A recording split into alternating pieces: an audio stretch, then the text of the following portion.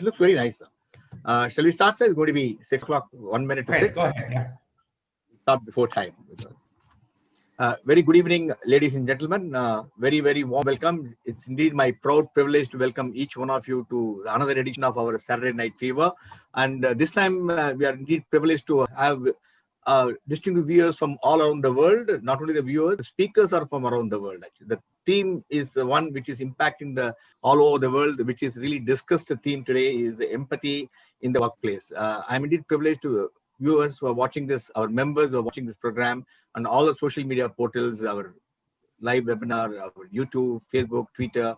Very, very warm welcome to each one of you. And quickly, before I hand over the session to Mr. Balraman, let me tell you what's the next one happening only about the Ponds veteran. The Ponds veteran, Srikanth Shastri, Chairman, 13G Advisory Network, co-founder, Client Data, is going to be talking to you next Saturday. Again, Ponds veteran talk with outstanding speakers.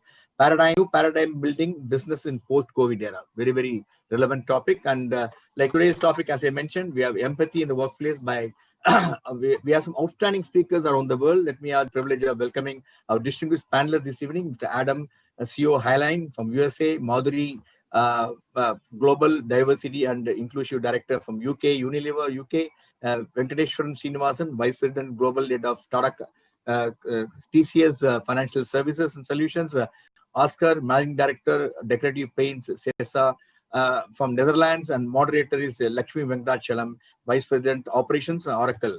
And to chair this session, also to do the introduction thing, and we have Mr. Balraman, who is brain behind the entire session of Saturday Night Fever, which has become so popular. And if I send them note little later, I get so many queries. What happened to the Saturday's event? And let me have the privilege of introducing Mr. Balraman. Mr. Balraman is an MBA from IIM Ahmedabad, former MD of Ponds, former export director of Hindustan Lever, was an independent director of Nokia, Mahindra World City, Polaris, Mother Dairy New Delhi, and Interact Design Arena Limited. And he was also chairman of the CAMPS, chairman of Footwear Design and Development Institute. Currently, he is on the board of Delphi and Indian Nippon Electrical Limited, and the past president of MMA, not for one tenure. It's very rarely it happened. MMA, he was a past president for 2 tenures, and does tremendous mentoring, hand-holding, guiding to MMA. He's been a great source of inspiration. To some extent, what we are today in MMA with a large 8,000 plus members and doing so many things, his guidance and his insight has done tremendous amount of impact on each one of us. And on behalf of the managing committee president, very sincere thanks to Mr. Balram for all the support. And over to you, Mr. Balraman, to introduce the session moderator on all the team. Mr. Balraman. Good evening, ladies and gentlemen. It's been a puzzle to me. I could never understand why. Many successful chief executives around the world are expert horsemen. In their spare time, they ride horses. And they understand the horse fully, and the horse understands them when they ride it. There are Tongawalas in less developed economies who drive horse carts, and they understand the horse. The Tongawalas understand the horse understands them. There are washermen in places like India who have donkeys, and they can speak to the donkeys, and the donkeys listen to them, and they understand the donkey. Most of us, many of the CEOs, successful businessmen, they have pets at home. They have dogs, they have cats, and they understand the pet. They understand the mood of the pet. They understand that when the pet is angry, how long does it want to sleep, where does it want to sleep, they understand that. Many of us also understand our children, their moods, their preferences, their capabilities, their limitations. In other words, there is empathy between even man and animal. There are many elephant keepers in countries like India, Burma, Bangladesh, Thailand, Malaysia. The elephant understands the man, and the man understands the elephant. He understands the need of the elephant. The elephant listens to him. Of course, there are times, once in a while, the man doesn't understand the elephant in full. There are occasions when elephant has been walked on a hot tar road for a whole day, and the elephant got very angry and killed the keeper. And there are times when even pony carts, the pony refuses to listen. It just sits on the road, doesn't move. So there is a break in empathy. If that is what happens between a man and animal, what can happen in a business? Why is it that most of us do not understand our dogs, understand our horse, but we don't understand the employee who works with us? That is a puzzle. I have requested Lakshmi to help us unravel, and she in turn has sought the help of these experts in our panel today. Now, why did I ask Lakshmi? Lakshmi is one of my brightest. In all those who work in ponds, I call them ponds veterans. They are either my son or a daughter. And I had 6 bright daughters. And Lakshmi is very, very definitely one amongst them, of whom I am immensely proud. No wonder she has become the chief operating officer of Oracle. And whenever I say this, she chides me. She says, "No, sir, that is only your wish. I am a vice president operations." Okay, whatever it is. I know one day she will be also chief executive officer of Oracle, because I know people and I can predict. At my age, I should be able to do that. The great thing about Lakshmi, she lives in 2 homes. She is in Sunnyvale. She also has a home in Chennai here. And there was a time when her mother was extremely unwell. And I had known her to fly back and forth, come and stay in Chennai with her very, very ill, sick mother. She's the only daughter. And the entire responsibility was on her. And she also had her family, a loving husband who made the right choice when they were together in IM Bangalore, and a very good son and a daughter in Sunnyvale. When she managed this very difficult thing, she also managed to get a promotion to her current position. That tells you something about Lakshmi. Such is this person. Is there any surprise that I'm very fond of her, that I'm very proud of her? It should not be, right? Now, Lakshmi, solve this puzzle for me. Why is it that people who have great empathy for their pet dogs, pet cats, and pet horses, why is it that they do not have empathy for people working with them in their companies? On to you, Lakshmi. Thank you so much, Mr. Balram, and thank you so much. I mean, it's in my career of 20 plus years, right? I think my fondest memories are of ponds. I keep my connections, and like you said, we're all always part of the ponds family. Thank you very much. And thank you, MMA, for providing this platform for business leaders from across the globe to share their learnings and insights on what makes a business successful. I have been watching this space. You have discussed topics from best practices in manufacturing to debating the pros and cons of the new Indian education policy. You've talked about sustainable fashion and and what it takes to win in consumer businesses. But like you said today, right, we're going to touch a very different topic. It's a little fluid in some places. Some companies have understood the hard benefits it brings to their business. And, why do we even talk about it? I think Madhuri talks a lot about, why do you even care to talk about empathy, right? Why is this relevant to us? Does this impact us? What does this mean to us? I'm sure everybody has a different meaning and a different interpretation of what even empathy brings to them and their organization. And, we are kind of restricting our topic to empathy in the workplace. Does this all translate to business success at the end of the day, right? And I think studies are more and more proving that they can take this and translate it back to benefits to the profit and loss of the company. And so I invited 4 panelists today to help me address this topic. A truly international panel, like Mr. Balraman said. We have an IT professional who now has founded his own company and is the CEO and founder of Highlane, based in Charlotte, in the US. I'm sitting here in California today. We have a lady who is very passionate about inclusion and diversity, works for Unilever and sits in London.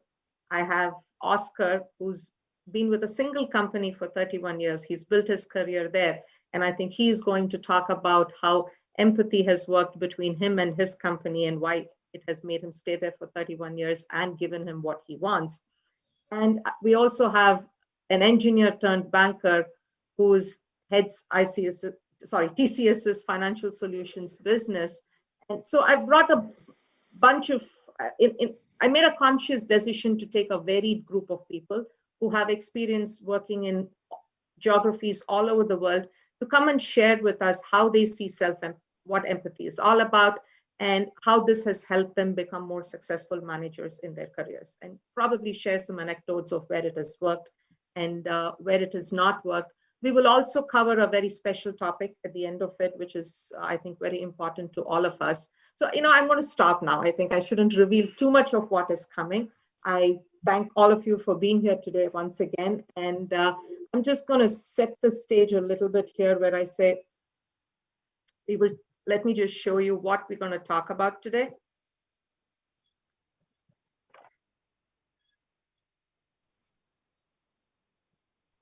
So, when I went to see first, what does empathy mean? The first thing I saw was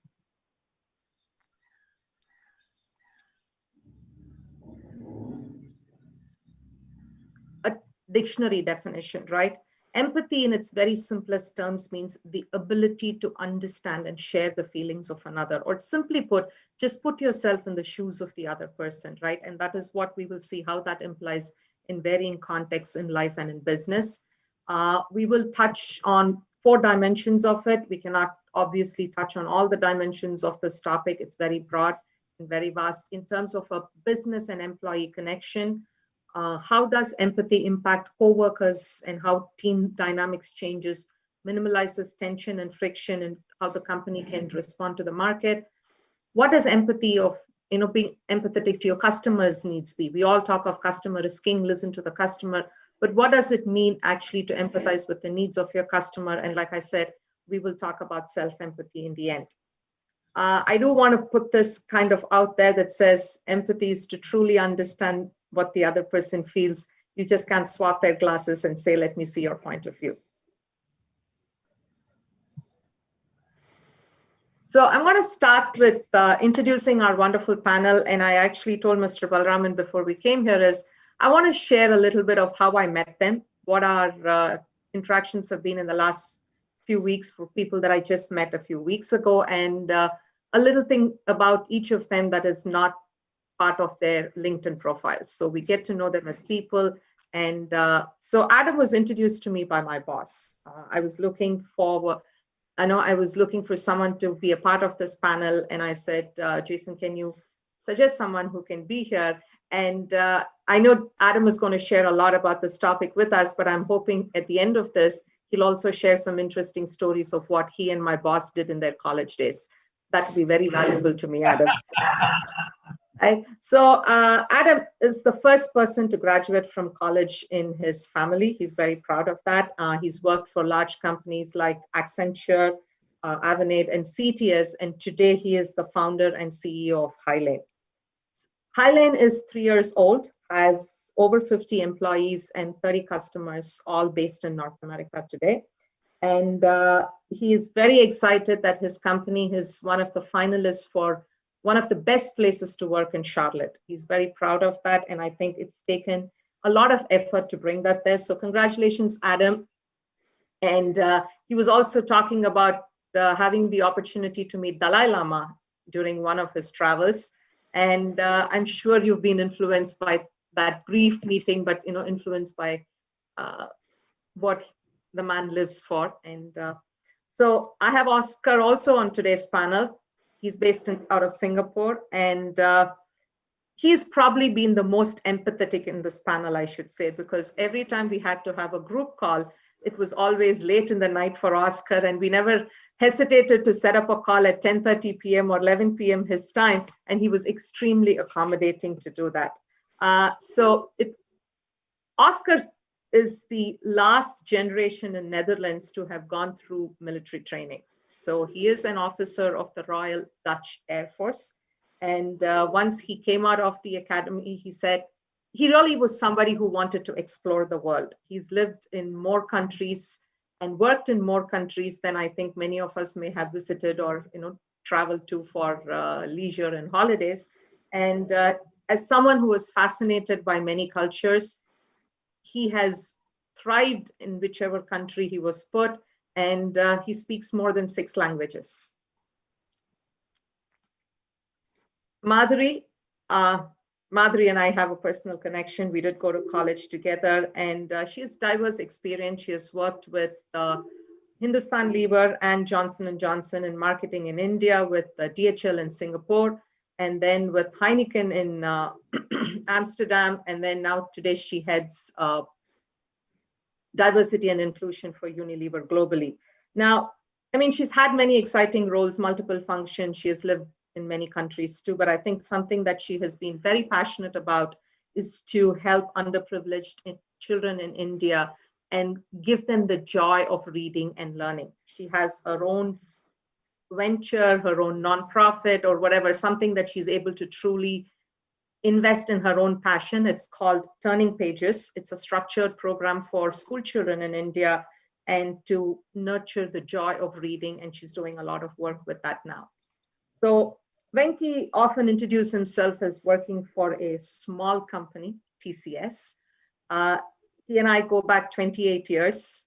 We've been right from our college days, and I've seen him, as I said, an engineer turned banker who then became an IT professional to today heading a business unit for TCS and running their financial solutions business. He's an avid runner, a crossword buff, and you typically don't want to call him in the mornings when he's with his morning newspaper. Okay, so I think I'm done. I've introduced all of my panelists, and so I actually want to start it off with Oscar. So Oscar, you're going to be the first person here on the spot, if I may say so. And to be honest, I debated this, right?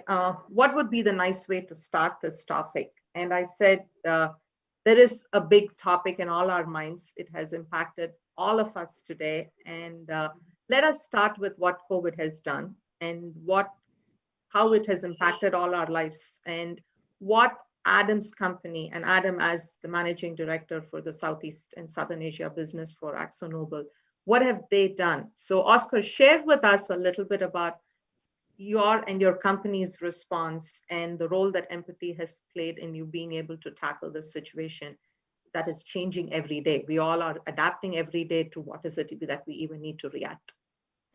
Thank you, Lakshmi, and I'm truly honored to be on this distinguished panel of the esteemed Madras Management Association. I'm very proud to work for a Dutch multinational company with AkzoNobel. You will know it in India from the brand Dulux, the paint brand Dulux, that has very strong values of integrity, sustainability, and safety. And indeed, when a black swan event like this pandemic hits us, then that's a moment of truth to see if those values that you have so proudly enshrined truly are your North Star in how you guide your decision and your behavior. It's really, if you don't mind the punch as a coating company, is really when you have to show your true colors. The pressure is clear and more stronger than ever. That of course you have to make sure that the ship doesn't sink. You have to make sure that you have enough cash, enough credit to survive this pandemic. But we made it very clear, looking at our values, that we wanted to put our people first, then their safety. So we really put ourselves in the shoes of all the stakeholders that we see in the company, and we wanted to take care to make sure that together we come through this pandemic situation. And as we started to update our contingency plans at the end of last year already and do all of our scenario plans, we actually distinguished 3 groups for which we developed a response to take care of each of them. And we put them very much in their shoes, and we said we're going to create a program. We called it the 3 rings of protection to extend and take care of each of those groups.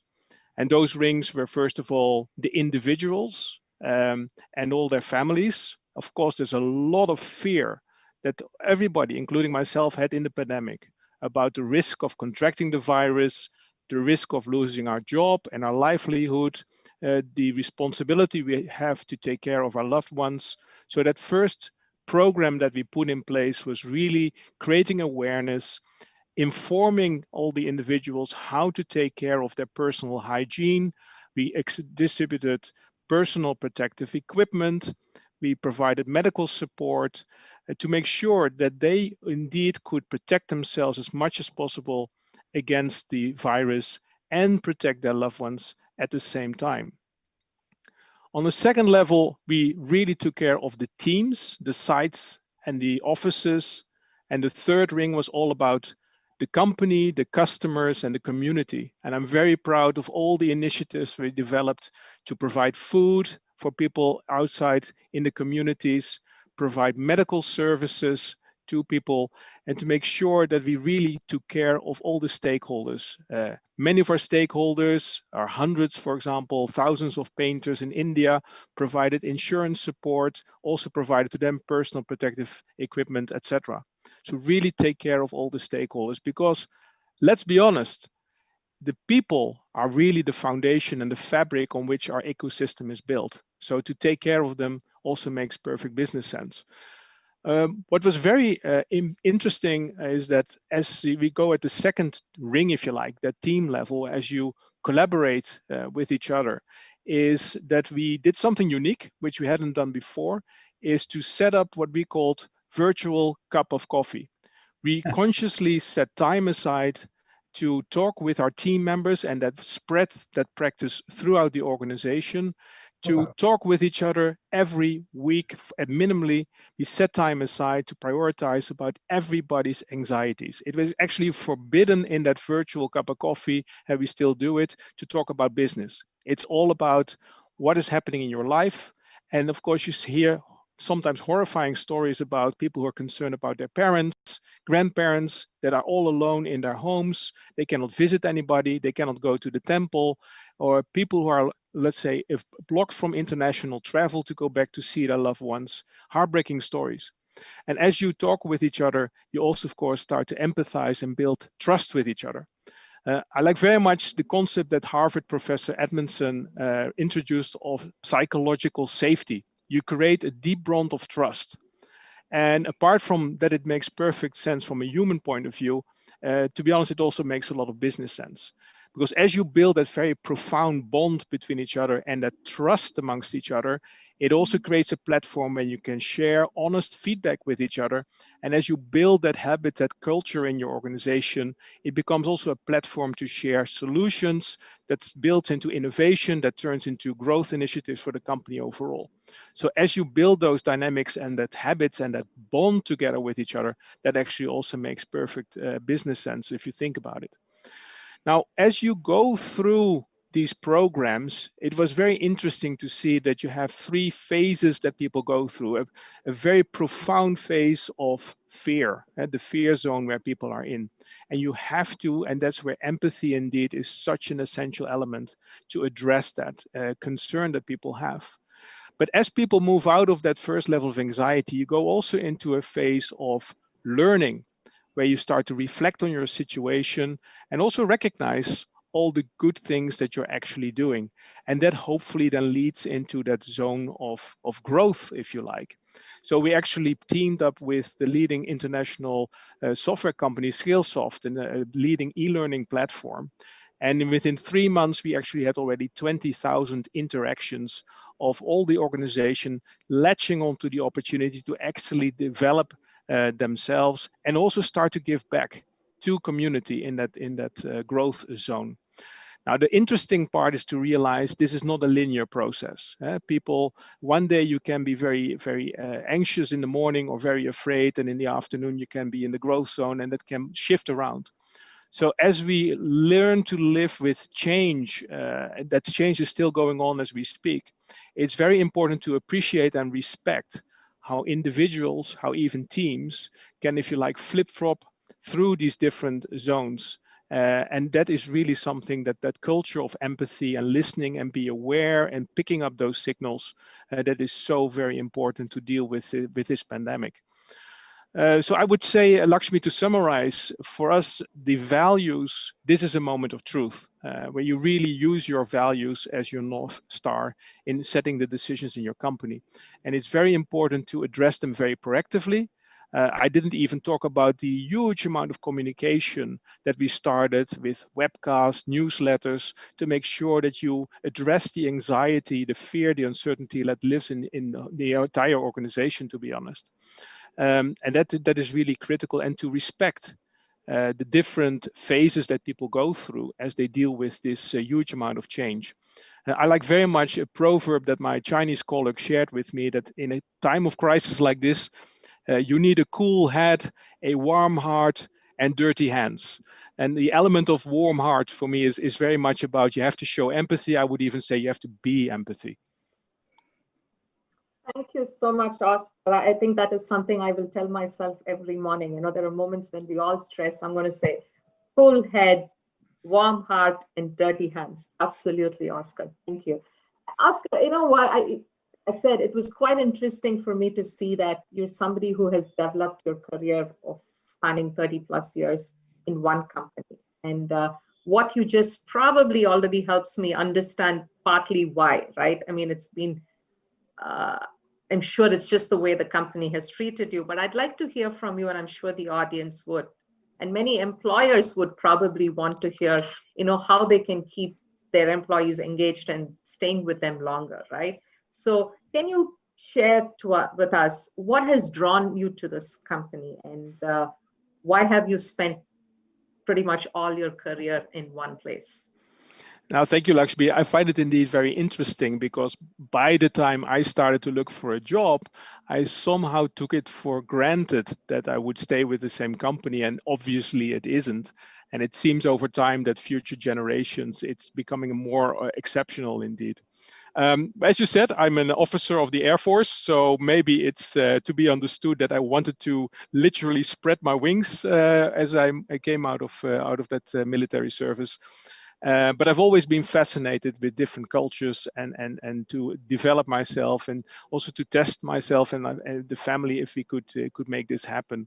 And I was very fortunate to be recruited by a multinational company that provided this platform, and very blessed with a wife and children that always wanted to support me in this ambition. I definitely wanted to, I was very fortunate to have the chance to, as I wanted to develop myself, to go to different disciplines. I went into IT, from technical department, marketing, sales, and now general management, logistics as well. I did a time in logistics. So in a way, also the company took a leap of faith, whether or not this would work out, and sending me to different companies, countries and cultures. That was also not obvious that would work out well. It worked out nicely for me. Like you say, I speak a couple of languages. I can now cook a mean Spanish paella and an Indonesian beef rendang, and even an Indian chicken biryani. But for the company, they took a risk, and I strongly appreciated that. So that created a lot of trust and respect. They showed a lot of trust and respect to me, and I think that worked both ways. And even when I had a bout of cancer, the fact that the company really supported me throughout, and also to the other ups and downs of my personal and professional life, the company always showed me that respect and trust, I would say. So obviously there was a lot of empathy and a lot of communication involved in that. And I like to think that that's something that works both ways. So as I moved my career around, I made actually a lot of horizontal moves. At some point, I completely lost my P&L responsibility, but also bounced back then a couple of years later. And that's okay. that mutual trust and confidence and respect is there, and we have a very open dialogue about that. So yeah, that created a lot of loyalty also from my side. That makes perfect business sense for the company. They know that I will not easily leave the company. I will not immediately be offended or disappointed if I don't get that big promotion, just that. And that makes perfect business sense. And I would say that's a company culture we would like to build, and also a message I try to pass on to my team and the people I mentor in the company. No, that helps answer that. And you can kind of say that, right? I've been with Oracle for 15 years, the longest that I've been with any company. And I think it goes back to the balance of both, which is, I've had progressively growing and shifting responsibilities. It helps you on the career perspective. But sometimes, when you're going through a bad phase, what did that relationship with your manager and the company work out at that time?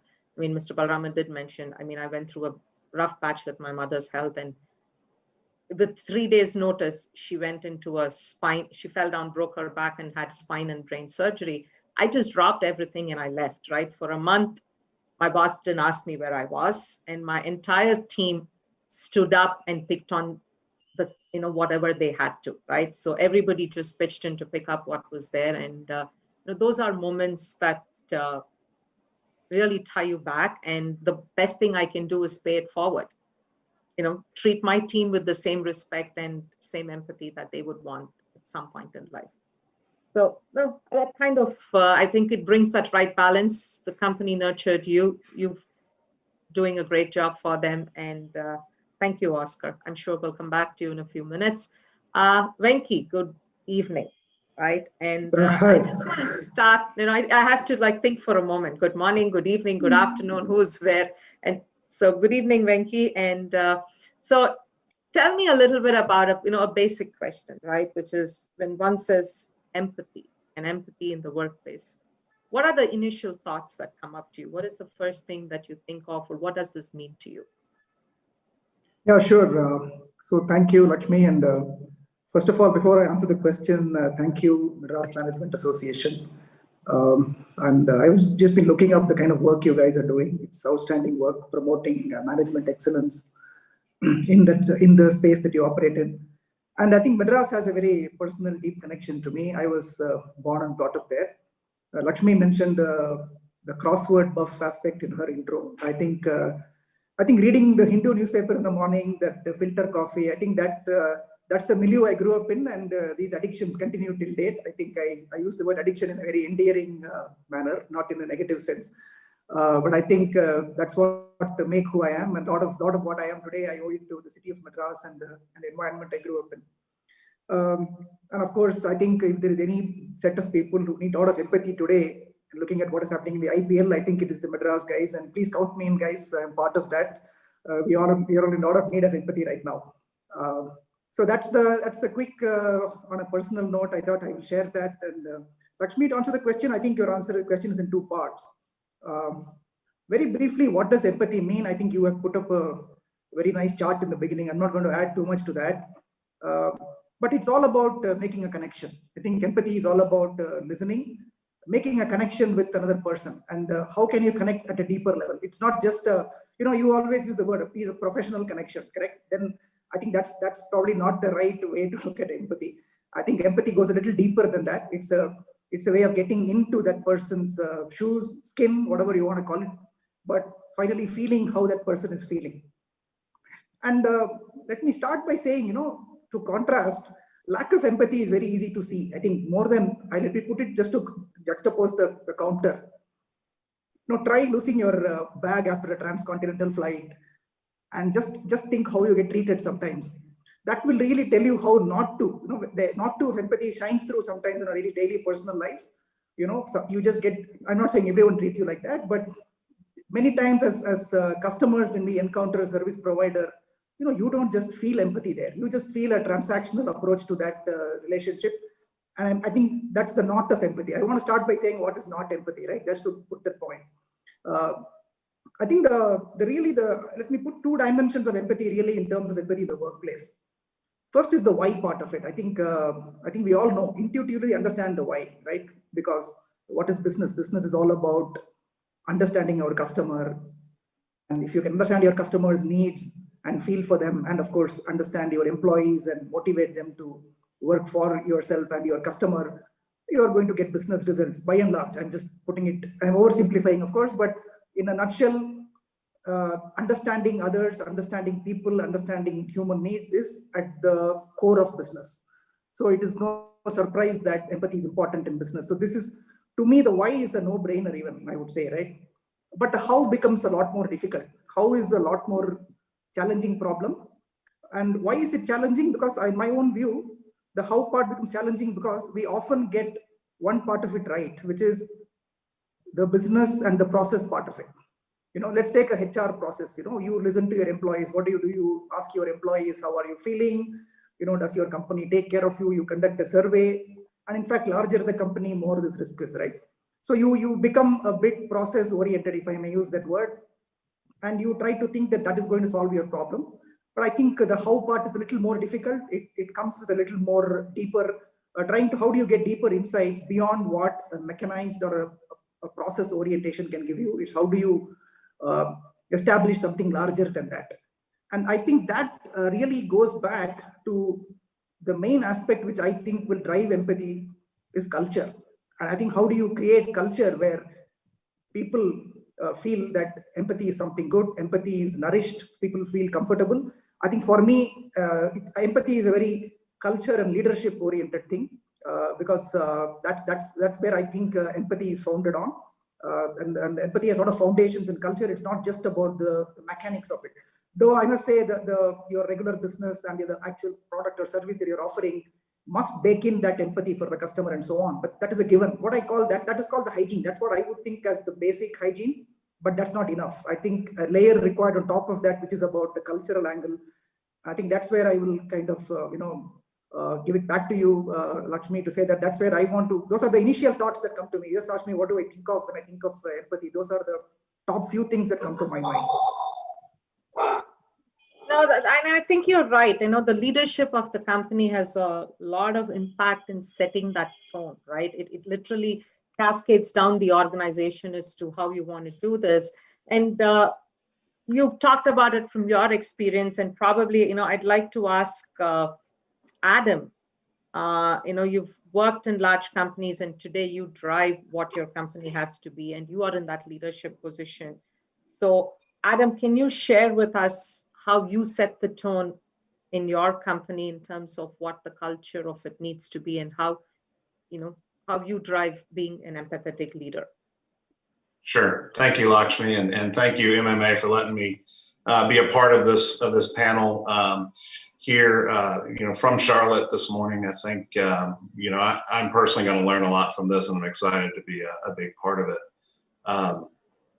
For us, being a smaller firm in the technology space, where employees have lots of choices. I mean, for those of us in the technology space, recruiters are calling our employees all the time. Right? They're trying to pick them off. They're trying to bring them into their own companies.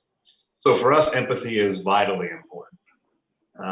Some of the folks that we compete for talent with are larger firms. They have more resources in terms of money and years of service and those type of things. So one of the things when we started Highline was we needed to create a cultural advantage. And at the core of our culture is empathy. And I'm reminded of that every day at Highline. The Highline name is actually the combination of my two daughters' names, Hilton and McLean. So when I show up to the office and that name's on the door, it reminds me of this is a family, right? We want to create a family feel. We want to have our employees feel the same way. So we've always been very intentional with that culture. And what that means is we want to make sure we value the employees in our organization, not only for what they bring to the company, but also who they are as a person. And we do lots of things around that to make sure that not only, does our leadership team and myself, who actually has the luxury being in a smaller company to be very close to every employee, understand who they are, but that each employee connects as well. So we do lots of things to make sure that each individual employee can connect with someone in leadership, one of their peers, somebody on a different team. And we've seen many people become really close friends in this environment. And one of the things, I have a recruiting team of 3 people, and two of the folks on that team have been here about a year now, a little over a year.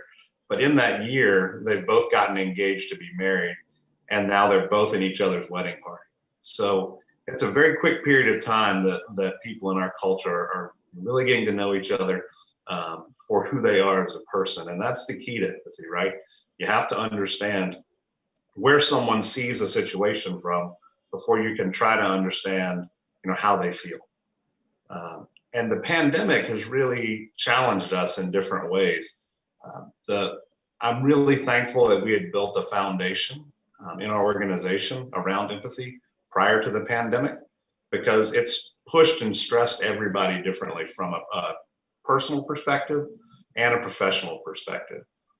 For us, we've also realized that we need to make sure that we're really checking in on people on mental health, understanding what's their personal belief about the pandemic. Everyone has different views, especially here in the United States. There's we're going through an election cycle that is really pulling people in different directions as well.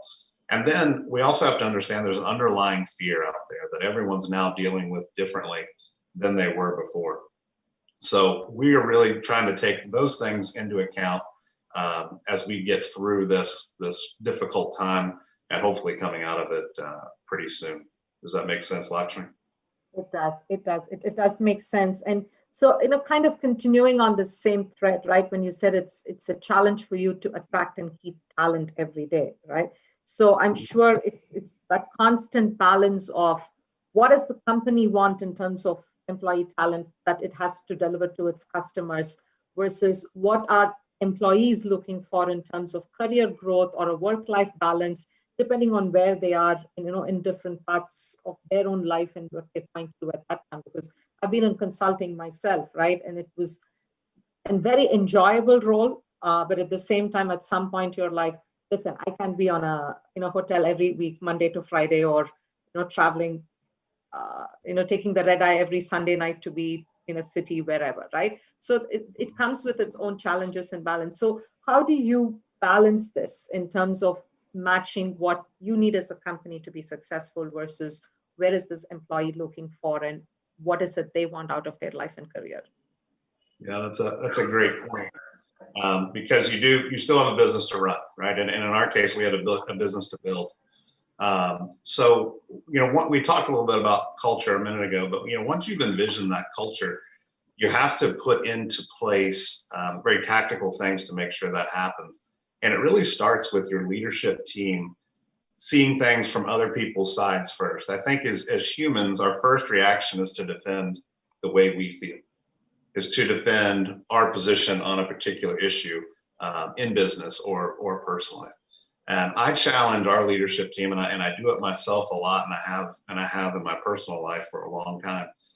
When I have a disagreement with somebody, I first say, okay, what could they have seen in my behavior? What could I have done leading up to this to lead them to think completely differently than I think on this, or to see something differently? So I've asked our leadership team to take on that same approach. And from that standpoint, we actually, when we draw our organizational chart, we put our leadership team as basically a support platform underneath our team. I want our leaders supporting our people. I don't want them trying to find ways to get them in trouble, trying to find ways to write them up. I want them supporting them for success, and I want our employees to feel that as well. In our hiring process, we have a lengthy process, and it meant to get to know the whole person. It's very important to us to be technically solid, and we make sure that everyone is. We have tests to do that. But then most of our time we spend with the candidate after we vet out their technical ability is on cultural fit and who they are as a person, and will they embrace what we're building here at Highlane. So we want to be very intentional with those efforts to understand our team, but then also to understand our clients, because now what we're doing is we're building teams that are going to serve clients. And that's another part of the relationship that in the services industry can be a challenge, right? You want to put people in environments that they're going to be successful in and with people who they're going to enjoy working with, because, you know, attracting and retaining talent is critical in our industry.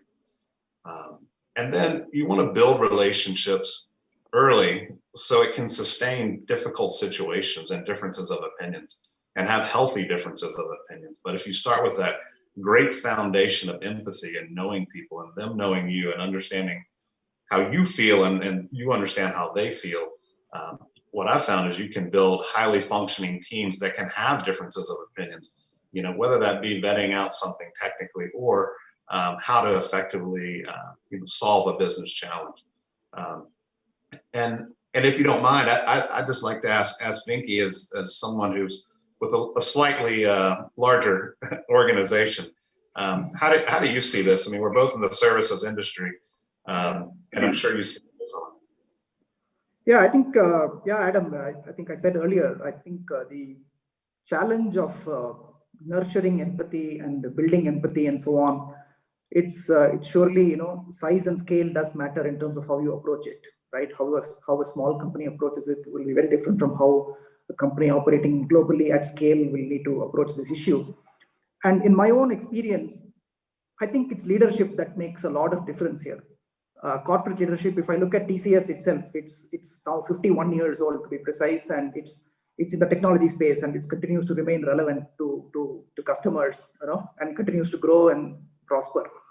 And I think a lot of this goes back to very visionary leadership. And the one aspect I want to shine the light on is on creating a culture where empathy flourishes. And I think I have seen leaders, and in fact, my own learning on empathy has really not, I don't remember really what I learned in B school, to be honest, about empathy. I just forget even what is the name of the book we studied. But I think if I think of the word empathy and what comes to my mind, it's from the beginning of my career right until today, it's really how my leaders handle that aspect of empathy. How do they deal with people? How do they deal with customers? How do they deal with different people and relate to them and be able to respond meaningfully to them? And I think that aspect of connection has left a deep impact on me personally. And I think what I have seen happen over time, Adam, to your point is, and I guess me connect that back to the leadership and the empathy angle in some way, and you bear with me with where I'm going. I think what I've seen personally happening is that leadership sets the tone, and I think leadership gives the template for the organization.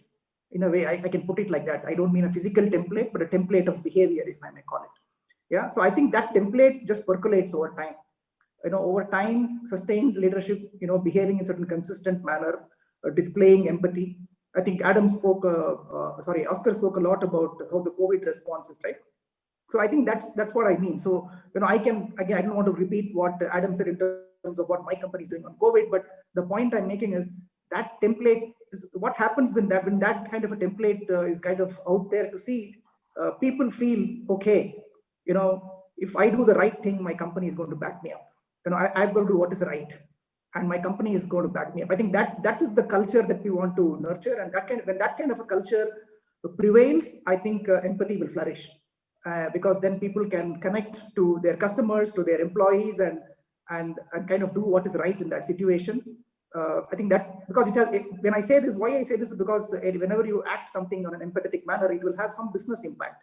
So you need to be sure that your organization is going to be with you to understand those situations. So I think that's how I draw that connection between leadership and culture, which kind of leads to an empowerment and a feeling of trust in the organization, and that in turn leads to empathy of the field. Why I say, and especially at scale, it's very important because you really cannot do this. Empathy cannot just be a prerogative of one person at the top in a large company. It has to flow down to the field for this to really be manifesting with where it matters.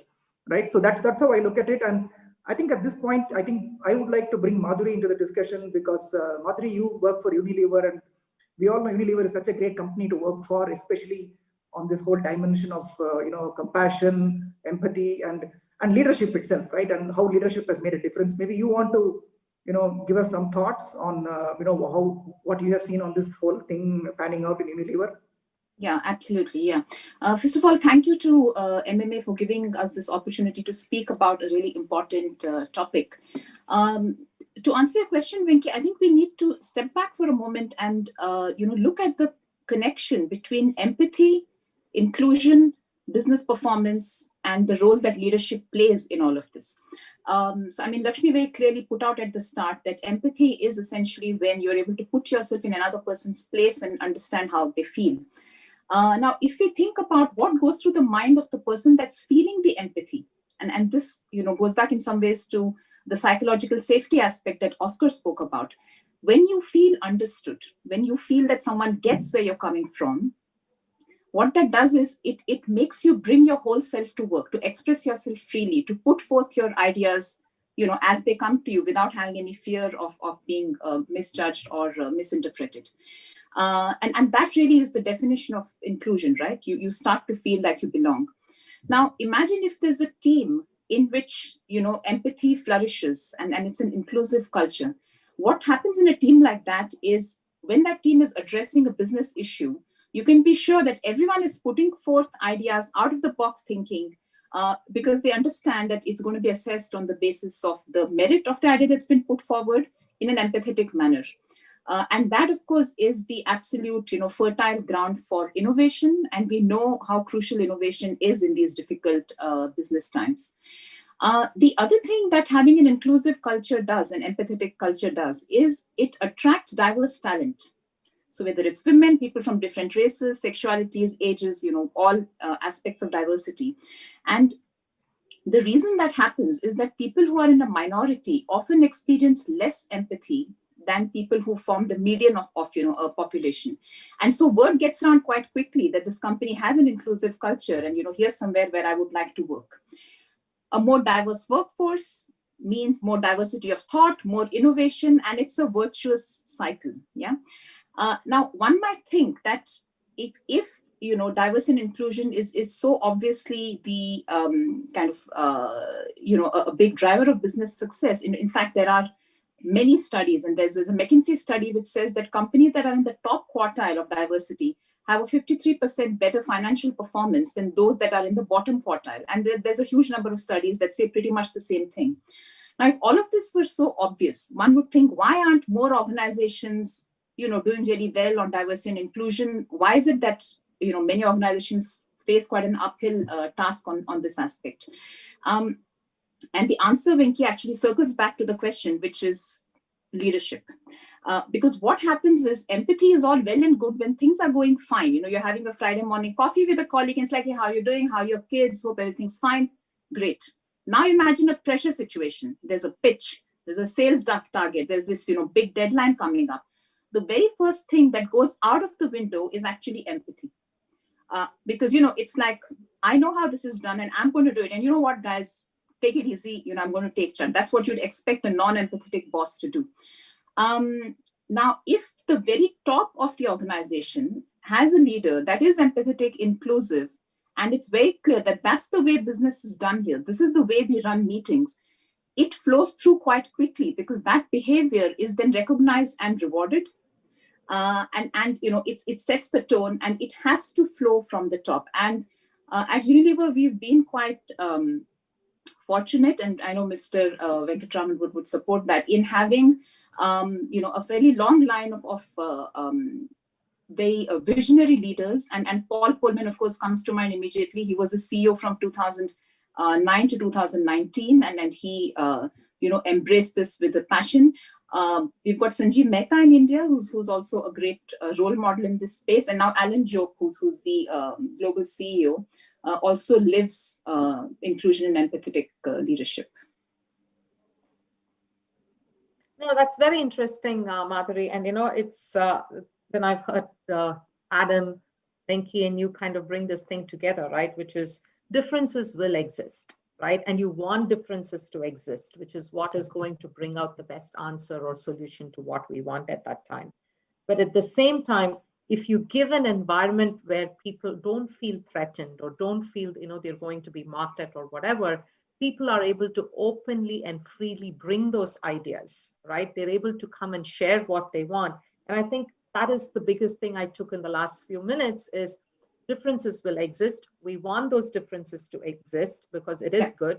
But at the same time, let us just give it an environment where people are able to express what they want. And at the same time, there is a better, if I can take your word, Venki, on the behavioral template, that we resolve these differences and we address it in a better way, right? Just take that friction down and still live with the same challenges that we have, but address it in a different way, address it in an inclusive way, in a non-threatening way, that we all come out more successful, right? That's kind of my thing that I took away from the last few minutes. So I heard Unilever has achieved very good gender balance over the last few years, right? They've also been recognized and awarded for this. So what are specific learnings or what contributed to this? I mean, can you share whatever you can at this point? Yeah, sure. I mean, it's a long story, but if I were to distill it into what were the, let's say, the three main ingredients that have led Unilever to where we are. By the way, we achieved gender balance in management in March this year, so we are at 50% right now.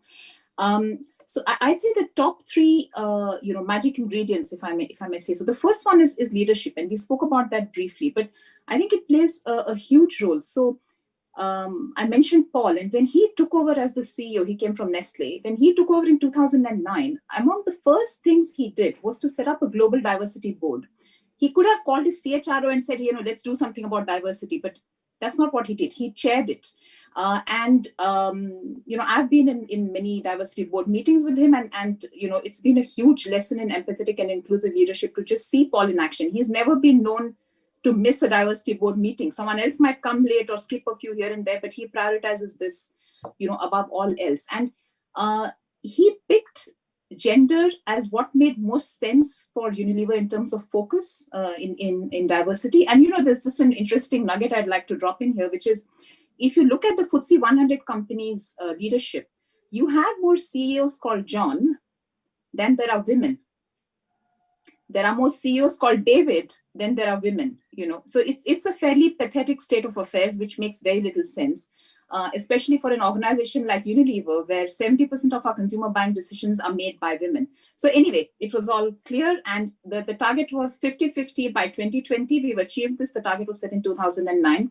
So leadership, focus, and leadership role modeling, empathetic and inclusive leadership. That's number one. The second big reason I would say is, the way that the whole journey was measured. So, we always say in Unilever, you measure what you treasure. Otherwise, it's just fluff. And we were always pretty sure to, track the progress. So every people manager in the organization knew why this was business critical, would come up with what was getting in the way of them having more diverse teams. So for instance, we've got a huge supply chain function. There's huge engineering department. It's not that easy to get to gender balance in these functions, but it was always very clear, the support was available for people to do whatever it took to make progress. So, and then of course, things like blind resumes, balanced slate, which means an equal number of male and female applicants or shortlists for any position and so forth. So the kind of hard side of things. And the other one, which is, of course, more relevant to us today, is the whole software, side of things, which is basically I'm talking about people and how do we, have this culture where everyone gets why it is important to have a culture of inclusion and empathy. And the thing here is, Lakshmi, empathy is a very tricky beast because the thing is, we find it more easy to be empathetic, or we feel we understand people who are like us. So you are, an Indian mother, you've had a similar educational background to mine.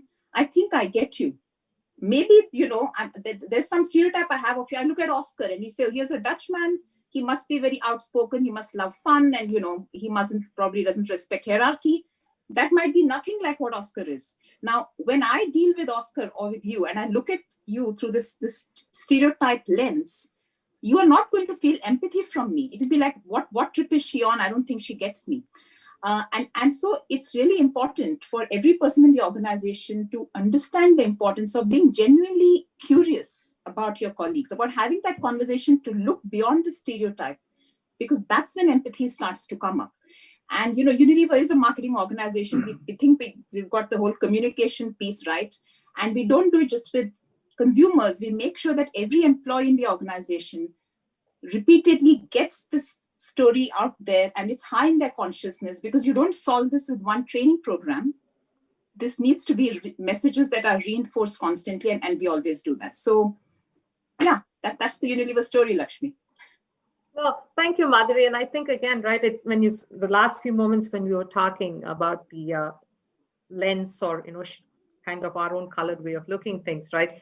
It's the classic definition of the iceberg, right? There is this huge iceberg that you see. There's very little of it that you see over the water, and there is so much under it that you don't see with your first naked eye, which I think just the recognition that, hey, I may not know everything about this person, or I may not know everything about this situation, is so important, right? It's so important, absolutely.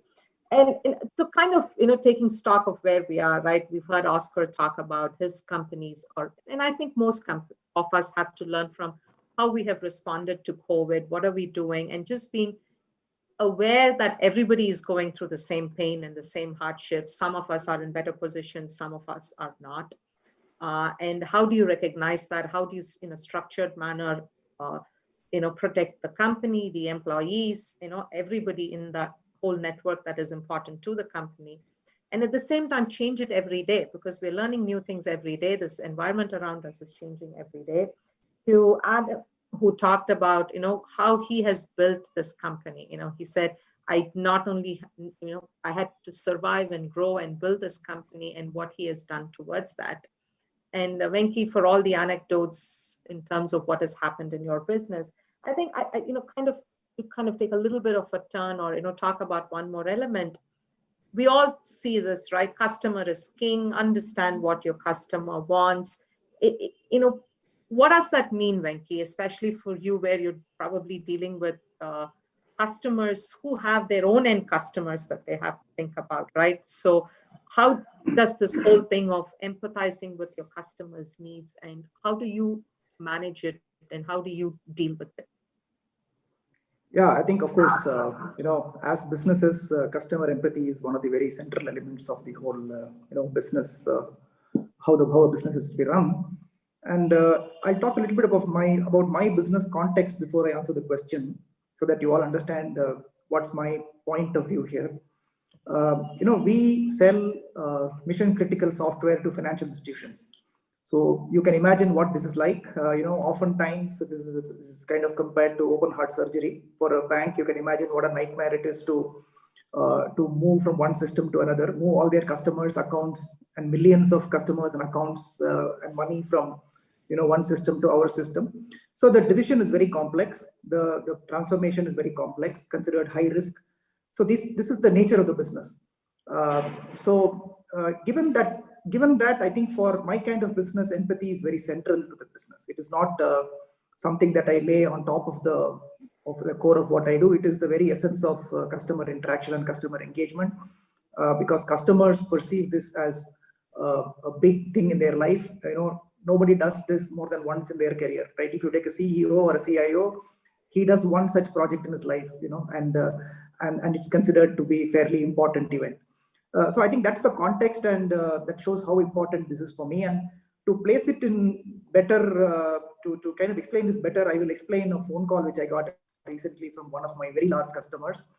In fact, it was right very soon after I got, you called me, Lakshmi, to see if I can join this panel. In fact, probably the same day or the next day. And he was actually telling me that he's going to give me a big piece of work. Obviously, the details of that work is not relevant here. But what is important is that, first of all, he doesn't call me. So in my business, if the CEO of a bank calls me, I'm normally nervous. Like before he speaks, I'm worried, like what has happened? I mean, why is he calling me, right? That's because it's an unscheduled call. Unscheduled call is something that we normally don't get from customers. And this was an unscheduled call. And he said, look, he said a few things about, how are you doing, etc., etc. And he said, this big piece of work is coming and I want you to do it. Okay. And I said, okay, first of all, I was relieved. It was not a crisis. But interestingly, what he said then, he also explained himself. He didn't talk about in that conversation. He spoke about the why. My product didn't figure in that. My service didn't figure in that. That's the interesting part I want to kind of present here. He just said, I'm talking to you because I know if I want something done, I can call you. and I know you will get it done for me. And I know that you understand, and you and your team understand us more than anyone else. I think this is the crux in a way. If you look at customer empathy, for me, that's exactly, that was a very nice moment, because it nicely kind of, in a way, I thought I should bring out this example to say, because we are all thinking that, we will bake empathy into our products. Okay, of course, I have user experience designers, I have product managers. So they look at the customer persona, they do a lot of analysis, spend time figuring out. All that is essential. So I'm not taking away any of that. So all of that is essential, and that's I think the platform on which you can build a business. And without that, there is no business anyway. But it is this extra element where the customer thinks that you will take care of him. The customer thinks that he can come to you. And I think customer feels that, yes, I can call you. That for me is something that is very difficult to generally do this without the right culture. And that's where it goes back to all that we spoke about earlier. And I think that's in a way brings out what I wanted to say on customer empathy in a holistic manner. There is a hard element of building in things into your products. You understand your customers, therefore you build products for them to take care of their needs. But how you relate to them on a day-to-day basis, how you come across do you come across as a company that cares? Do you come across as an organization that respects them, that understands them? I think that's a very, very big element when it comes to delivering business value. And that begets business. I think that behavior begets repeat business. That behavior in turn delivers business value. So I think if I have to connect empathy, this is a way to connect it. I think clearly when you repeatedly, are doing the right things, customers will come back to you and say, can you help me here? Can you solve this problem for me? And so on. I think that's to me the important thing. And let me take an example from a different industry. We all buy an insurance policy, right? So when we buy an insurance policy, I think it is a very well thought out thing. An insurance agent comes to you and says that these are the nice things. So there, it is the product design element that comes. What I want to call as the product element. Because look at your station in life. How old are you? What is your objectives of wealth and so on, protection. He defines a policy for you. Let's say it's a life insurance policy. So heaven forbid if something happens, let's take the situation where you're claiming the money. How is that moment of truth? That to me is where empathy will really have to shine through, because the first moment was a moment where, it's a more a deeper business conversation. Whereas the second moment when a customer is really coming and saying, look, hey, I have a problem. So at that point of time, the customer's mental state is very different. At that point, how does the organization come across to you? Do you come across as a company that cares? Do you come across as, throwing the rule book at the customer? So I think that's just to counterpoint that, the product and service element is one, but how do you come across to the customer? I think there are two aspects that you have to balance out. Very good, very good. Thank you very much. So, and I'm also starting to see some questions, and I don't know how many of these questions we'll be able to address, but I already had this question for you, Adam, and I'm just trying to bring it up here because some of questions from the audience is pairing up, so hope they feel their question is being addressed. Is what is your experience on how being empathetic, either to your employees within the company or your customers, how has this driven business results for you, right? I mean, let's talk of some instances where you've really seen the benefits to the business. Right. And I've seen some of those questions come through as well. And one of the themes coming through that I want to address quickly is being empathetic. It doesn't mean that you give everyone everything that they want, right? It just means that you understand where they come from, whether that's your wife, your kids, your employees, your clients. In fact, I think being empathetic and understanding it from their side makes you a better negotiator, makes you a better vendor to work with, makes you a better employer when you're having those tough conversations with people. And I think there's a big disparity out there. I think some people think being empathetic means, okay, I hear what they said, so I'm going to give them what they want. And that's not the case, right? That's not what empathy is. Very true. And I think that's important, right? And to the point you asked too about results, that's why you start a business. That's why you get into leadership. You have to drive results, and being empathetic is a tool that you use to drive those results, right? And it manifests itself in different ways. For us, as you mentioned in the very generous intro for me, Lakshmi, we are one of the best companies to work for in Charlotte in a very short period of time, right? That's a result that empathy leads to delivering. The other is we have a team of people who need some guidance, but they don't need micromanagement because they're self-motivated, self-driven. They're driven by the culture. They want to work there. And we talked about the difficulties in recruiting people and being empathetic and building an empathetic culture. We've only lost one person to another, I guess not even competitors, another company, in 23 months. And we're in an industry where recruiters are calling them every single day. And yeah, they can go make a couple extra bucks somewhere else, but they choose not to do that for the culture. And then they over deliver for our clients, which drives business results. When they feel valued, they do that. This is a good story for us, but kind of a sad story. And we probably all have people in our organizations like this. But I had someone that came to me and he said, Adam, whatever you want me to do, I'll do it, because I've never felt like my opinion mattered anywhere else before. And that to me was one of the best moments in the 3 years since we started this, because that's what we wanted, right? We want to build a place where people feel valued. I mean, does he get every idea he wants implemented? No, he doesn't. But he feels like we are listening and adding value. So, hopefully I answered the question and maybe addressed a couple that are coming through on the chat as well. Thank you, Adam. And again, on the chat, I'm getting questions as well as I'm also seeing a lot of people resonate, and hopefully I can share it with all the panelists at some point, which is they're resonating with what we're saying, and some of them are like, yeah, that makes sense to me, or sharing similar experiences that they have had.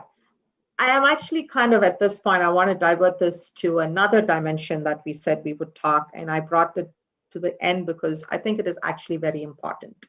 We're all hearing about a lot of stress, and our children are stressed. There is just a lot of pressure we put on ourselves in terms of what we want to achieve, or we all have our own mind map of what we want to do. Are we doing too many things?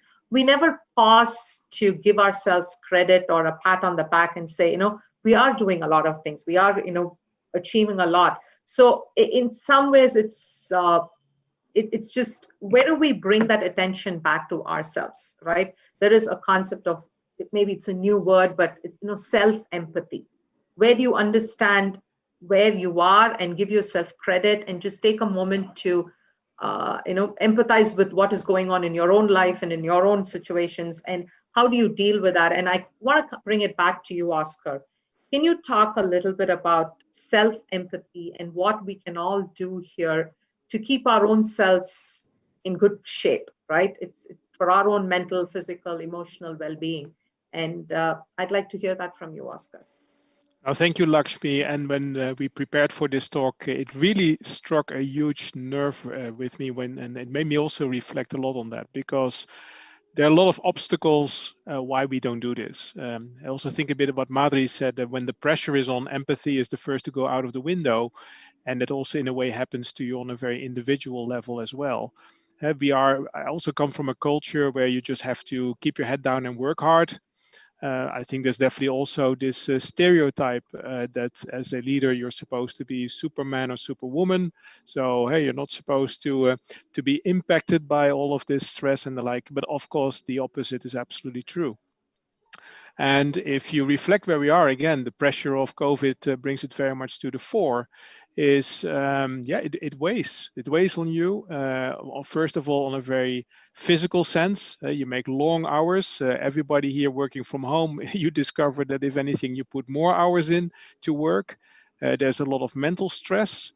You have to take responsibility that still many of our colleagues, we send them out into the market physically to meet customers, to meet painters, to talk to store owners and the like, and so you're responsible for sending your colleagues into harm's way, in effect. So that is also a huge mental stress. But as you battle on day after day, then probably you're not even aware how it weighs on you physically and mentally to deal with that extra stress. So I would say the first step in creating that self-empathy is to take a pause and take stock and be aware that also for yourself, it actually physically and mentally, you pay a toll for this. And then secondly, how do you start to develop mitigating actions for that, solutions for that? So in one of those virtual cup of coffee calls that we have with the team, actually my marketing manager, he proposed and put a challenge forward that we would do so many steps a day, and we had some kind of competition and some peer pressure to make sure that everybody would exercise and work on their physical health as well, which was extremely effective. And also on a personal level, I started to pick up my hobbies again. I've got more time to practice on my biryani and started painting more and more. But the third element that you rightly point out, Lakshmi, and it really hit a nerve with me when you mentioned it before, is the third element in that approach of rewarding yourself. Be kind to yourself because you're not able to meet your targets. You're not going to be able to do everything perfect, especially now in this time of change. And still to be kind to yourself that actually it's okay. You're doing a good job. And some people might buy themselves a nice treat. I think that's absolutely fine. I think that connection that all of the other panelists talked about, Venki, Adam, Madhuri, that connecting deeply with others also, I would say, is very important for yourself. If you cannot, how can you show empathy for others if you cannot show empathy to yourself? It's a bit like the saying goes in the many song lyrics, is how can you love somebody else if you cannot love yourself? I think that really, I'm not saying that I'm very good at that either, but you're so right, Lakshmi. Thank you very much, Oscar. You're right. It's we have so many sayings, right? Charity begins at home. How can you love someone if you can't love yourself? So I think it is important that we all just give ourselves a pause and recognition for a moment. So I'm going to start kind of looking at a lot of questions here and a lot of good feedback, a lot of things going on in the chat. So I wish we can answer all those questions, but I'll try and bundle some of the themes and try and get as many questions debated on, talked about as we can. Madhuri, I think this might something, if you would like to take this, as somebody has said, is this a new buzzword? Is this whole empathy and trying to understand what's going on a new buzzword, or is it always been there? I mean, what has changed? Yeah. So, you call a rose by any name, it still smells as sweet, right? So I think you can call it compassion, caring, inclusion, empathy, call it what you will. But I think it's a human value. The need to feel connected and to be recognized, I think, goes right back to the times when we were wandering around in the caves. So I don't think that's changed. In the corporate environment, of course, now the link to business performance and all the rest of it, but at the core of it is a human value and a human need. And I don't think that's ever a buzzword. Thank you. Venki, I'd like to ask you this, right, which is, where does empathy mean non-performance? Does empathy mean complacency, right? Or is it just or is it just something that you make in the process of still dealing with hard and difficult situations, right? There are sometimes, it's a balance. And what does that mean? And how do you implement it or practice it in your business? Yeah, absolutely. I think it's a very important question. I saw many questions on that same theme. Is, in a way, I will take it little generally and say, is empathy just always touchy, soft, woolly thing? And then we forget focus on business, and, business will just go down because we are all just becoming, in a way, right? So one aspect could be that you just take all the customer pressure and just push it on your team, right? So you're very empathetic to the customer, but your team is going to get, not have any weekend for themselves. This is just one, I'm just taking one aspect of this. So there are many, many related questions here, which is all about, and I think Adam in a way answered this ahead of me to some extent when he said, empathy doesn't mean that you just give in to whatever the person says. That is, I think empathy is a very delicately balanced thing. It is not about just saying yes to everything. I think that is not empathy. Empathy just means understanding the problem from the eyes of that person and presenting the counterpoint correctly. It could mean at many points of time. And, it's not just that, okay, guy says, you know what, I have a problem, so I can't work. So, oh, sure, you just don't worry, you just relax. See, I think that's really not the that's not a right example, then that's not empathy really. That is just promoting non-performance in the way you put it, right, or complacency. So I don't, in a way, in every sense, whether it is the employee or the customer, it doesn't mean you just accept what they say and that they therefore is empathy. Empathy is just an element of a human connection that you bring in. So that I think you, in your own example, like I'll again borrow from your example, Lakshmi, in terms of what you spoke about your boss, and when you had a personal problem, how he was empathetic to you. And now he doesn't have to ask you. You are probably going to take up, if there's a problem tomorrow that needs you to work more than you normally do, you're going to do it willingly for him. It's not that he's going to call you and say, hey, come on, work 4 more hours, right? That's not how it works. So I think when there is a culture of empathy, and empathy is a long-term thing between a manager and a subordinate, when there is that empathy or relationship is founded on that empathy, I think people will willingly work for the manager because they know that, he has taken care of me when in my time of need, or he will take care of me when I need it.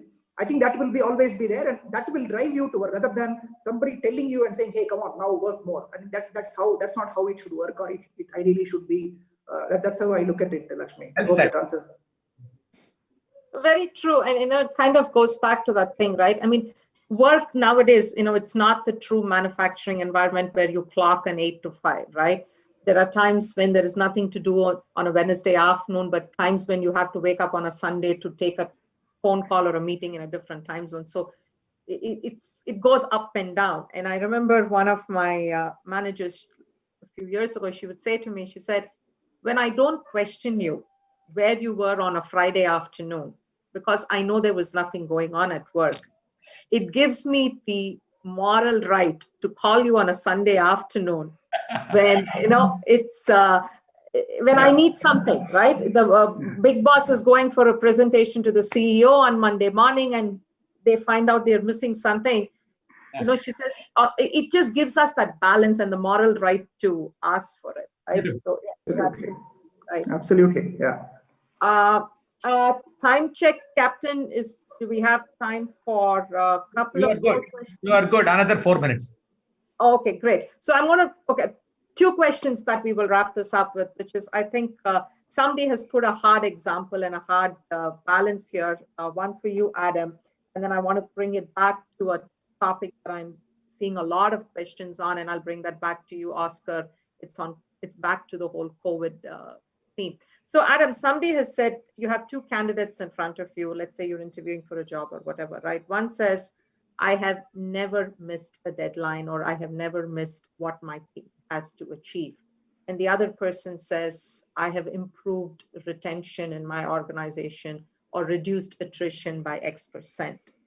Is there necessarily a difference in, if you had to rate them on an empathy scale, is there a difference, or do you think they're doing something similar? What are your thoughts? So, I mean, I think the initial inclination is to say the person who said they raised retention could be the more empathetic, but the reality is both are a result, right? How you got the result is the key, right? I could say, yeah, I've never missed a deadline, but I'm running my people hard. I don't care what they've got going on in their life. And I just tell them, you do it or you get fired, right? That's not very empathetic. I might meet the deadline, I might get it done, but long-term, that's not empathetic, those type of things. You need to vet that out. I mean, if you have a candidate that you're talking to, you vet those things out. And the same with retention rate, right? I mean, I could be really empathetic and like we have been, and we have a great retention rate with empathy, but I could also create empathy. I could also create a great retention rate by overpaying people.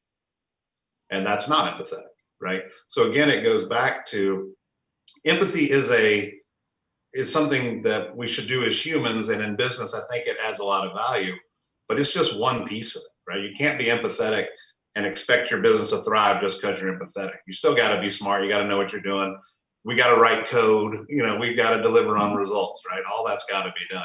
It's just one piece of the puzzle, and then while I think it's important, no one thing will make you successful. It's a collection of things in a culture that does. Fantastic, Adam. Thank you very much. Fantastic. I think that really kind of nailed it. So, Oscar, I know we've covered this.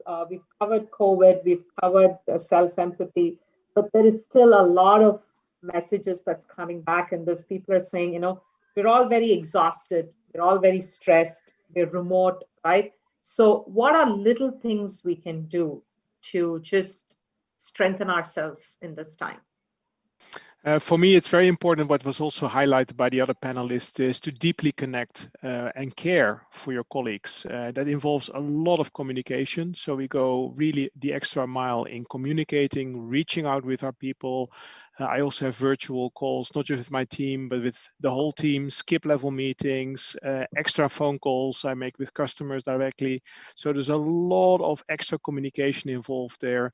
We organized what we called Cafe Chit Chat. We have extra informal sessions where more than 600 people were involved to gauge what the concerns are. We share the outcomes repeatedly. So that continuous communication of where we are and how we together will be able to come stronger out of this pandemic, that's really a very key element. It's very human connection. It's really listening, caring, communicating, clarifying, all those elements. We really double down on those. Okay, so Venki, if I were to request you to kind of, as we bring this to the end of our discussion, I think we can keep continuing on this. It's just kind of just warming up, if you ask me, and there's a lot of interaction going on the chat. But if you were to leave a couple of messages as a takeaway from all that we've discussed today to kind of resonate with everybody, what would that be? I think we discussed a lot, and it's been a great discussion, first of all. We've covered several dimensions of it. For me, personally, from this session, what I'm taking away is that empathy is a very essential dimension of business.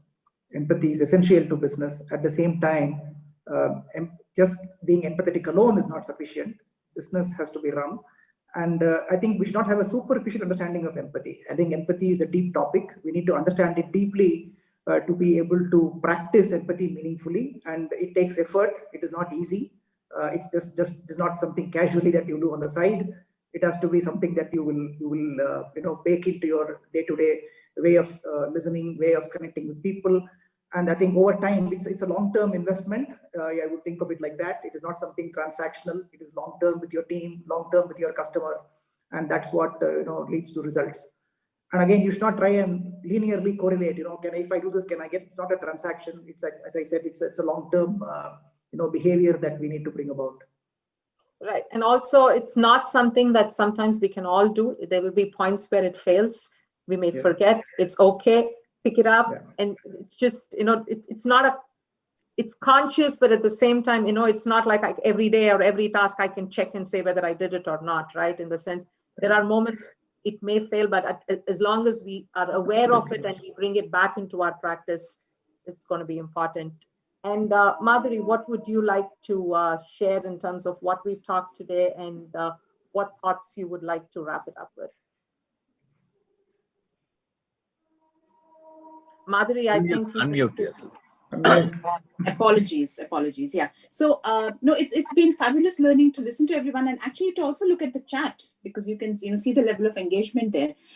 To me, as someone that's kind of been in this space for a few years, I think what I'm seeing today is the whole topic about empathy and inclusive leadership coming out of the kind of HR floor to everyone actually getting it now. And I think in some senses, if there's anything positive to be said about the pandemic, I think it's been a great equalizer, in the sense everyone now feels that anxiety and that worry. There's no longer, a hierarchy in terms of the states of our mind on this topic. And I think that has led to greater communication, more, empathetic policies, less of a hard focus on just pure bottom line. Things are becoming more human. And I think, it's something positive to take out of the situation we're in. And it's lovely to see the level of engagement just growing and growing. Fantastic. Adam? The one thing that I'm taking away is empathy means a lot of things to a lot of people differently. And because it takes time to establish a true foundation, it's something to be studied. There's techniques to be studied. There's techniques to be tried with each individual person, because one thing doesn't work. The same thing doesn't work for two people, right? So you have to understand what people mean by empathy and how to transact that in the workplace. And I think that's something each of us should take away. I know I am, that there's more study to be done. I mean, absolutely. So. Okay, so I think I've enjoyed this. I've made new friends, new connections as a part of bringing this panel together, which I think is my biggest takeaway, and learned from a lot of you. We're doing great on time. Thank you once again, Mr. Balraman and MMA, and over to you, Captain and Mr. Balraman. Can I come in here? Mr. Balraman. Come in, because time is short. You see, I have a few perspectives. What people want to be cared for and recognized. You see, human beings have an innate need for a feeling of self-worth, and they want the self-worth to be recognized. So very often, what we call empathy is people want to be understood. It's a psychological need. 90% of it is psychological need, and if you listen to them, if you show that you care, you understand, a large part of the problem is solved. And while as a leader, I had to show that I care, I also had to show that I very clearly expect results. You all know what I did with you, okay, with this panel. Okay, my expectation of results, and I also used to show that I have confidence and I have respect, and I have a this Elizabeth Doolittle of George Bernard Shaw, the Pygmalion effect. I expect that you will deliver, and my confidence in you will come through. This I had found worked in my lifetime. And I used to say to my managers, I will take care of you, you take care of the company. Okay, this was my constant bargaining chip. If someone is on a tour and his son falls sick, we will inform him, but I will send 2 cars and 3 people to care for the kid, take the kid and the mother to the hospital, stay with them. All the funding is from the company. And the manager knows, we will do all that he wants. And should he be back in Madras or Calcutta or whatever, we will fly him back. So this is what McKinsey used to do. You see, McKinsey would bring somebody from Australia to a meeting, but if he should go back, they will fly him back first class. Okay. So the bargaining position is, I take care of you, you take care of my company. So that worked for me. So I just had to share this because empathy is a psychological need and a need to be listened to, because women in my Pondicherry shoe line have asked this question to me. Sir, you always ask about quality and productivity. Do you ever ask, if I have a headache, what happened to my child's school? So they taught me that. And Anuradha Oza, who is listening, she's the one, she made me open my eyes to the employees' need. So excellent program today, outstanding program. I mean, outstanding is the word, no, excellent is not enough. And may I congratulate, thank each one of you, Madhuri, Oscar, Venkat, and Adam, and of course, my daughter of whom I am very proud, Lakshmi. Thank you. Thank you so much. Thank you so much, sir. Thank you. It's been wonderful being with all of you today. Thank you. Thank you, Mr. Balraman. Thank you all. Thank you all. Thank you. Bye. Bye.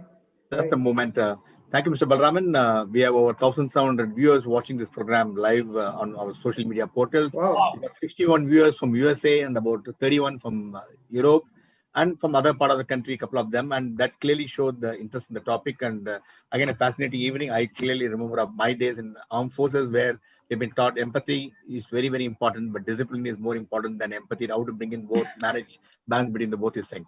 Thank you so much. As a token of our appreciation and also, gentlemen, you give your feedback. It's very important to us.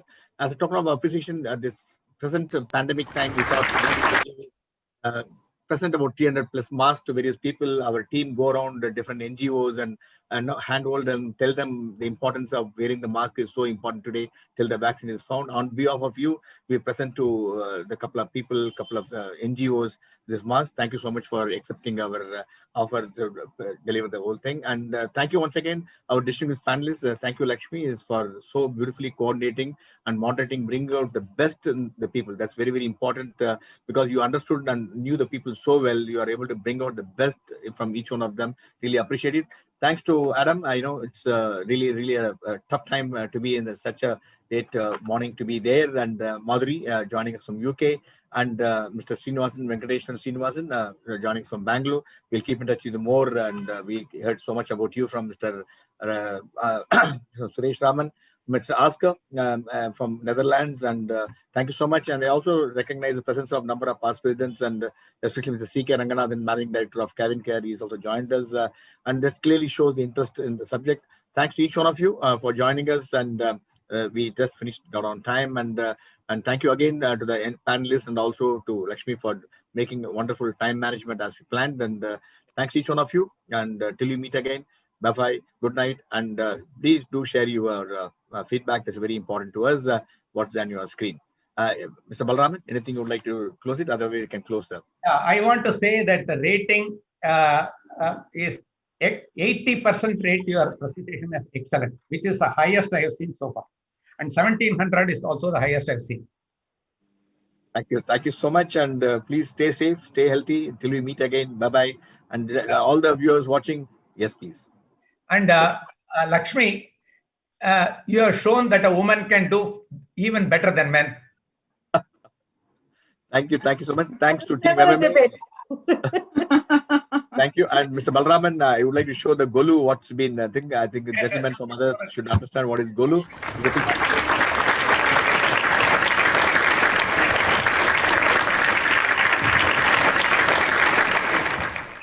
This is Navaratri, and all the very best. May God bless you with plenty of opportunities and prosperity and good health, and have a great Saraswati Puja tomorrow. And thank you so much. Thanks for sharing the picture, Mr. Balraman. It's very nice.